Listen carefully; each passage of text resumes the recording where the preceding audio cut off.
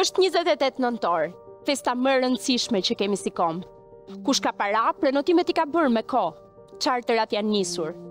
Kush nuk ka, shpreson të kap ndonjë aktivitet falas në qytet. Dhe kush nuk ka shkuar akoma në Turqi për të festuar 28-29 nëntorin, do rri para televizorit, duke parë ditën si një të diel të stërgjatur.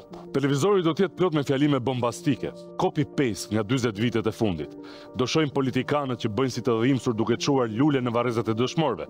Lule të cilat nuk i mbajnë as pak në dorë vet, i mbajnë ushtarët. Do bëjnë atë përkuljen tradicionale prej 7 kalorish. Do kërcas më shumë se kur xhamadani via, ku që zi, por pyetjen më të rëndësishme nuk do artikuloj kush. A i duam vërtet Shqipërinë? Aq sa e bëjmë të duket në posta apo në story? Pas 113 vitesh pavarësi, a ndihemi vërtet pavarur? A mund të thot dikush që këtu jeton një popull që po ndërton diçka të re? Janë pyetje të mëdha, por ne kemi zgjedhur të shmangim, sepse pavarësinë e kemi kthyer në një event, jo në reflektim. Dhe gjithçka bëjmë në këtë event gjan më shumë se një thirrje për ndihmë, sepse e vërteta është që në këtë përvjetor të pavarësisë, politikisht jemi të dërmuar, ekonomikisht të varur, institucionalisht të lodhur.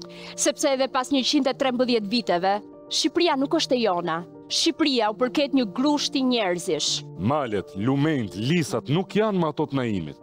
Pas 113 vitesh janë rrethuar, mbuluar, masakruar, prerë nga përbindësha prej mishi dhe gjaku si ne dhe nga betoni. Para 113 vitesh një burr ishte i barabartë me një burr. Sot edhe një fëmijë mund të jetë i pabarabartë me 113.000 burra. Varet se fëmia i kujt është. Deri dhe gjakmarrja, tani pas 113 vitesh, është më keq, më paburrërore dhe më e ligë. Edhe sot, pas 113 vitesh, feja shqiptarit nuk është shqiptaria. Ky është paradoksi ynë kombëtar.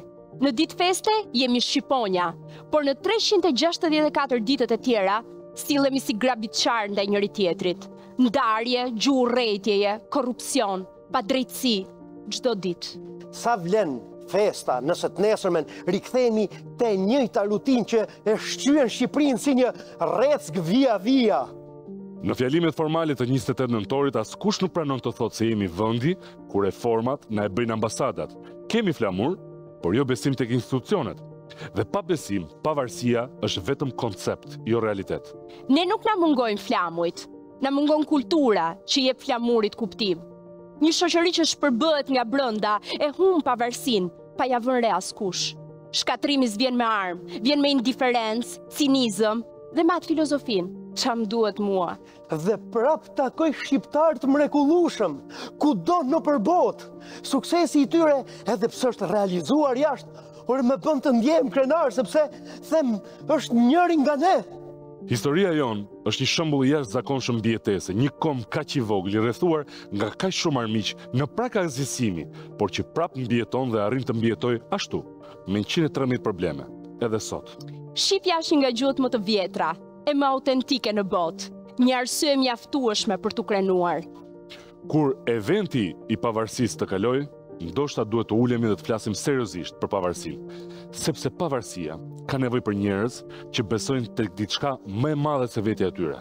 E nëse duam vërtet pavarësi, duhet të dalim nga ç'm duhet mua dhe të hyjmë tek ore, kjo më përket dhe mua. Ky është shpirti i vërtet i pavarësisë. Gëzuar Shqipëri. Gëzuar shqiptar. Gëzuar mama, gëzuar gjithë nënave shqiptare.